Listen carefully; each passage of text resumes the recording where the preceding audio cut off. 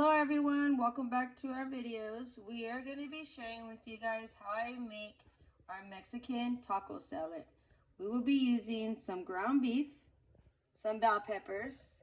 I like to grab the yellow and the red bell peppers. You will slice those up. You will also need some tomatoes, some cheese, tortilla chips, olives, jalapeños. I buy mine in the jar because I'm going to make mine super easy.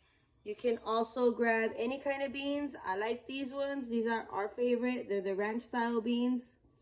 You will also need some lettuce. I got mine prepped already. I'm just going to make mine super easy. You can also just grab a head of lettuce. And you will need some Mexican sour cream.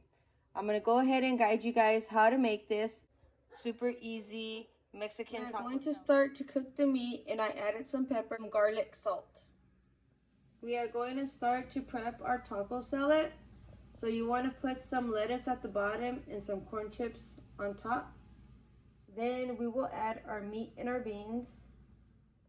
We'll go ahead and add our bell peppers, our tomato, and our olives.